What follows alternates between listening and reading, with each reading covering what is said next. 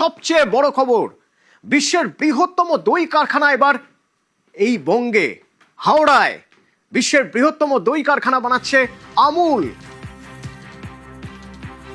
হাওড়ার সাকরাইলে এই দই কারখানা, বিশ্বের বৃহত্তম দই কারখানা। সোমরাজ আছে আমার সঙ্গে ফোনে। সোমরাজ, কত টাকার বিনিয়োগ, কতটা দই উৎপাদন হবে এখান থেকে?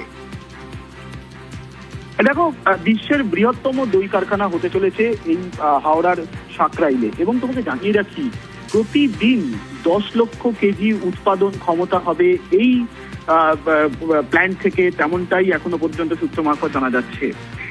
আগামী 13 তারিখ মুখ্যমন্ত্রী শুভেন্দু অধিকারী এই আমুলের নয়া প্ল্যান্টের উদ্বোধন করবেন, অর্থাৎ ভূমি পুজো হবে, এবং সেখানে উপস্থিত থাকবেন মুখ্যমন্ত্রী শুভেন্দু অধিকারী। গতকালই তুমি দেখেছো যে আমুলের কর্ণধার এবং ম্যানেজিং ডিরেক্টর তারা মুখ্যমন্ত্রী শুভেন্দু অধিকারীর সঙ্গে বৈঠক করেছিলেন, এবং তখনই আমরা জানিয়েছিলাম যে আগামী 13 তারিখে সম্ভবত এই আমুল কারখানার অর্থাৎ প্ল্যান্ট তৈরি আনুষ্ঠানিকভাবে সূচনা করা হবে।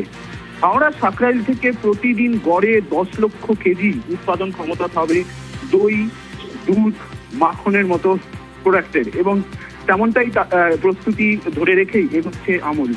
ইতিমধ্যেই প্রস্তুতি চূড়ান্ত হয়েছে, রাজ্যের শিল্প উন্নয়ন নিগমকেও তারা যাবতীয় তথ্য পাঠিয়ে দিয়েছে।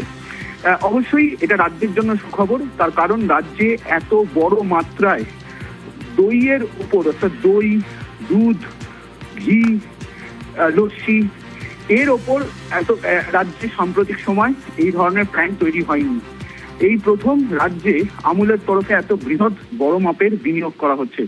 প্রায় 600 কোটি টাকারও বেশি বিনিয়োগ হবে।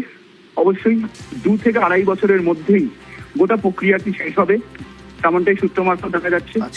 আগামী 13 তারিখ অর্থাৎ 13ই জুন মুখ্যমন্ত্রী শুভেন্দু অধিকারী ভূমি পুজো অনুষ্ঠানে উপস্থিত থাকবেন। গতকালই আমুলের কর্ণধার এবং ম্যানেজিং ডিরেক্টর মুখ্যমন্ত্রীর সঙ্গে বৈঠক করেছেন। নিঃসন্দেহে রাজ্যের জন্য সুখবর, রাজ্যের শিল্পে বিনিয়োগের জন্য সুখবর।